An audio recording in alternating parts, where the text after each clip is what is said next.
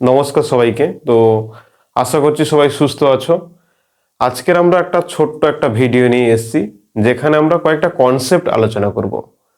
কনসেপ্টটা হলো যে প্রতিসরাঙ্কের সঙ্গে প্রকৃত গভীরতা এবং আপাত গভীরতার কি সম্পর্ক, এবং প্রতিসরাঙ্কের সঙ্গে প্রকৃত উচ্চতা এবং আপাত উচ্চতার কি সম্পর্ক।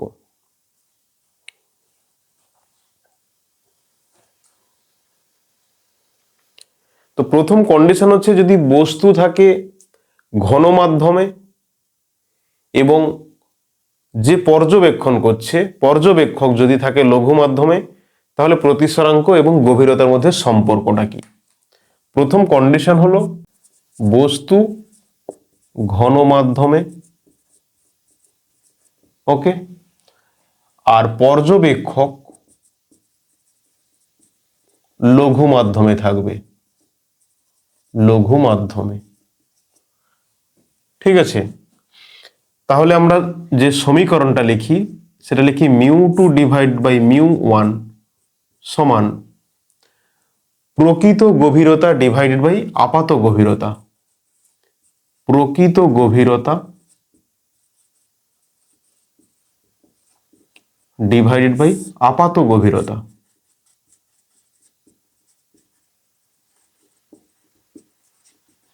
প্রকৃত গভীরতাকে আমরা ডি দিয়ে প্রকাশ করি, আর আপাত গভীরতাকে আমরা ডি ড্যাশ দিয়ে প্রকাশ করি। আচ্ছা, এই μ2 কি আর μ1 কি? μ2 হলো ঘন মাধ্যমে প্রতিসরাঙ্ক এবং μ1 হলো লঘু মাধ্যমে প্রতিসরাঙ্ক। তাহলে এই যে বস্তু যখন ঘন মাধ্যমে আছে, পর্যবেক্ষক লঘু মাধ্যমে আছে, যদি ছবিটা করা হয় তোমরা খুব ভালোভাবে বুঝতে পারবে। দেখো, ধরো একটা পুকুরের মধ্যে একটা মাছ আছে, পুকুরের মধ্যে একটা মাছ আছে। ধরো এখানে একটা মাছ আছে,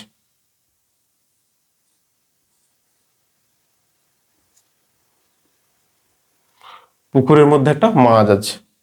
অবশ্য মাছের পাগনা তো থাকবেই। মাছের কি আর পাগনা থাকে না? পাগনা কি তোমাদের শুধু থাকে? মাছেরও পাগনা আছে। তার এই মাছ থেকে আলোটা এসে এইরকম সোজাসুজি এইখানে একজন ব্যক্তি দাঁড়িয়ে আছে, ওকে, এইখানে এসে আলোটা পড়লো, তা অভিলম্ব টানতে হবে। ওকে, এই একটা অভিলম্ব টানা হয়েছে। এইটা বলছি জল মাধ্যম। মাছ কোথায় থাকে? মাছ আকাশে ওড়ে, তাই তো? বাস, তাহলে ধরে নাও মাছ আকাশে উড়ছে। ওকে, তাহলে এটা বলছি জল মাধ্যম, আর এর প্রতিসরাঙ্ক আমরা প্রকাশ করছি কি দিয়ে? μ2 দিয়ে প্রকাশ করছি। এইটা বলছি জল মাধ্যম, আর এর প্রতিসরাঙ্ক কি বলছি? μ2। আর ওপরে ধরে নিয়েছি এটা বায়ু মাধ্যম আছে, বায়ু মাধ্যম, তার প্রতিসরাঙ্ক হয় কত? বায়ু মাধ্যমের প্রতিসরাঙ্ক 1, কিন্তু আমরা লিখছি μ1, μ1 দিয়ে প্রকাশ করছি। কারোর মান বসাইনি, জলের প্রতিসরাঙ্কও বসানো হয়নি আর বায়ুর প্রতিসরাঙ্কও বসানো হয়নি। এইবার দেখো, এই দিক থেকে আলোটা যাচ্ছে, ঘন মাধ্যম থেকে লঘু মাধ্যমে যদি আলো যায়, আমরা জানি কি অভিলম্ব থেকে দূরের দিকে সরে যাবে। তোমরা একটা কথা সব সময়ের জন্য মনে রাখবে, আমি অনেকবার বলেছি যে আলো যখন লঘু মাধ্যম থেকে ঘন মাধ্যমে আসবে, অভিলম্বের দিকে সরে আসে। তাহলে আলো যদি ঘন মাধ্যমে আসে, সব সময়ের জন্য অভিলম্বের দিকে সরে আসবে। কিন্তু এটা কোন মাধ্যমে যাচ্ছে? লঘু মাধ্যমে, তাহলে অভিলম্ব থেকে দূরের দিকে সরে যাবে। তাহলে আলোটা যাওয়া উচিত ছিল এরকম সোজাসুজি, কিন্তু যাবে কেমন? অভিলম্ব থেকে দূরের দিকে সরে যাবে, এইভাবে যাবে। ওকে, আর এইখানে যে দাঁড়িয়ে আছে সে তাহলে কোথায় দেখবে মাছটাকে? এইরকম সোজাসুজি এই পারে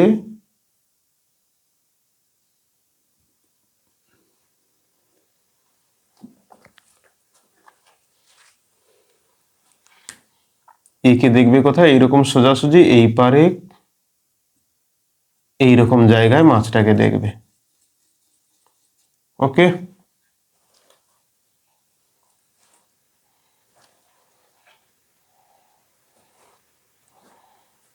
তাহলে মাছটাকে এই জায়গায় দেখবে।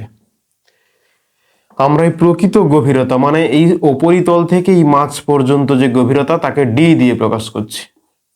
তাহলে এইখান থেকে এই পর্যন্ত যে দূরত্ব, তাকে ডি দিয়ে প্রকাশ করছি।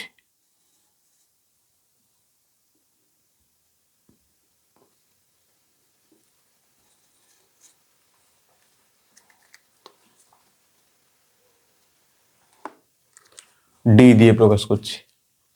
আর এই মাছটাকে কোথায় মনে করবে? এই ব্যক্তিটা এই ওপরের দিকে আছে মনে করবে, তাহলে এই যে গভীরতা একে ডি ড্যাশ দিয়ে প্রকাশ করছি। এই ডিটা হলো প্রকৃত গভীরতা আর ডি ড্যাশ হলো আপাত গভীরতা। ক্লিয়ার?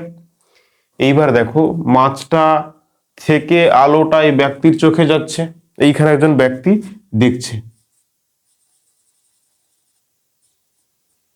ওকে, এইখানে একজন ব্যক্তি দেখছে। তাহলে এই মাছটা থেকে আলোটা যাচ্ছে, তাহলে ঘন মাধ্যম থেকে লঘু মাধ্যমে যাচ্ছে। যদি ঘন মাধ্যম থেকে লঘু মাধ্যমে যায় তাহলে মনে রাখবে প্রকৃত গভীরতা ডিভাইডেড বাই আপাত গভীরতা। আর এই যে প্রতিসরাঙ্ক সবসময় ঘন মাধ্যমে প্রতিসরাঙ্কটা উপরে হবে। তাহলে এখানে ঘন মাধ্যম মানে কোনটা? জল, মানে এখানে μ2, তাহলে μ2 ডিভাইড বাই μ1, এই যে μ2 বাই μ1। তাহলে কি হবে? প্রকৃত গভীরতা বাই আপাত গভীরতা, যখন ঘন মাধ্যম থেকে লঘু মাধ্যমে আলো যাবে। এইবার দেখো বস্তু আছে লঘু মাধ্যমে আর পর্যবেক্ষক আছে ঘন মাধ্যমে। 2 নম্বর কন্ডিশন, বস্তু লঘু মাধ্যমে আর পর্যবেক্ষক ঘন মাধ্যমে। পর্যবেক্ষক ঘন মাধ্যমে। তাহলে এক্ষেত্রে কি লেখা হবে? এক্ষেত্রে লেখা হবে μ2 ডিভাইড বাই μ1 সমান প্রতিসারাঙ্ক সবসময় ঘন মাধ্যমের ওপরে থাকবে, লঘু মাধ্যমের নিচে থাকবে, শুধু চেঞ্জ হবে এই ডান দিকেরটা। তাহলে এখানে কি হবে? আপাত উচ্চতা বা আপাত গভীরতা। আপাত উচ্চতা বা গভীরতা হলে গভীরতা ডিভাইডেড বাই প্রকৃত উচ্চতা। প্রকৃত উচ্চতা বা গভীরতা। তাহলে আপাতকে আমরা প্রকাশ করি কি দিয়ে? ডি ড্যাশ দিয়ে। আর প্রকৃতকে আমরা প্রকাশ করি ডি দিয়ে। ওকে, তাহলে এখানে ছবিটা কেমন হবে? দেখো এখানে কেমন হবে। ধরো এইখানে একটা পাখি বসে আছে, এই পুকুরের মধ্যে মাছ আছে, পুকুরের জলে মাছ আছে, আর এইখানে একটা পাখি বসে আছে, এই জায়গায় একটা পাখি বসে আছে। তাহলে পাখিটা থেকে যখন আলো আসছে, ধরো এইখান থেকে আসছে আলোটা, পাখিটা এইখানে বসে আছে, আলো এসে এইরকম সোজাসুজি মাছটা আছে, এইরকম জায়গায় এসে আলোটা পড়লো। ওকে,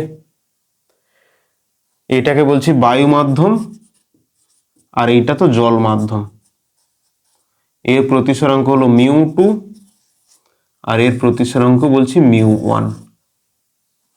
ওকে, এইবার এইখানে একটা অভিলম্ব টানতে হবে। ঘন মাধ্যমে আসছে তাহলে অভিলম্বের দিকে সরে আসবে, মানে কেমন হবে? এইরকম ভাবে আলোটা আসবে।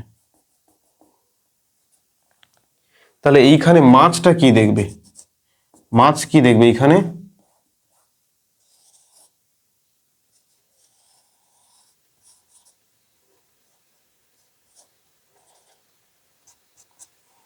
মাছটা ওয়াও হয়েছে, ওয়াও। তাহলে মাছটা কি দেখছে? আলোটা কোন দিক থেকে আসছে? এইরকম ওপর থেকে আলোটা আসছে।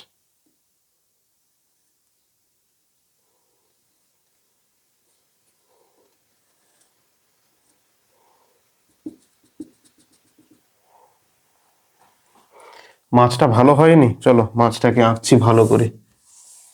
সবাই বলছে যে মাছটা ভালো হয়নি।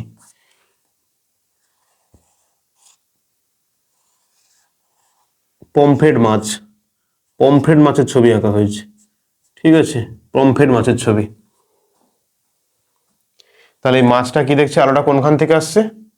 এই জায়গা থেকে আলোটা আসছে, এইরকম জায়গা থেকে আসছে আলোটা।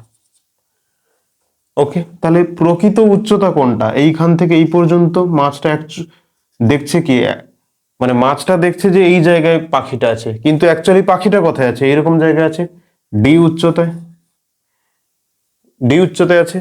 কিন্তু মাছটা কি দেখছে, পাখিটা এই যে উপরে ডি ড্যাশ উচ্চতায় আছে। ক্লিয়ার এই পর্যন্ত? তাহলে এখানে লঘু মাধ্যম থেকে ঘন মাধ্যমে আসছে, আমরা সবসময় কি লিখবো, ঘন মাধ্যমের প্রতিসরাঙ্কটাকে উপরে লিখবো। এই যে ঘন মাধ্যমের প্রতিসরাঙ্ক মিউ টু, এখানে আমরা লিখেছি মিউ টু ডিভাইড বাই লঘু মাধ্যমের প্রতিসরাঙ্ক। আর এক্ষেত্রে হবে কি, আপাত উচ্চতা বা গভীরতা ডিভাইড বাই প্রকৃত উচ্চতা বা গভীরতা। ক্লিয়ার? এই বাম দিকে সবসময়ের জন্য উপরে থাকবে যার প্রতিসরাঙ্ক বেশি সে উপরে থাকবে, আর নিচে থাকবে যার প্রতিসরাঙ্ক কম। চেঞ্জটা হবে ডান দিকে, চেঞ্জটা হবে ডান দিকে। কি না, যখন ঘন থেকে লঘুতে আলো আসবে তখন হবে প্রকৃত গভীরতা ডিভাইড বাই আপাত গভীরতা, আর যখন লঘু মাধ্যম থেকে আলোটা ঘন মাধ্যমে আসবে তখন হবে আপাত উচ্চতা ডিভাইড বাই প্রকৃত উচ্চতা। এই কনসেপ্টের উপর বেস করে আমরা একটা থিওরি প্রমাণ করব, পরীক্ষার জন্য খুব গুরুত্বপূর্ণ। আমরা সেটা পরের ভিডিওতে দেখব। থ্যাংক ইউ সবাইকে। ভালো লাগলে অবশ্যই সাবস্ক্রাইব করবে।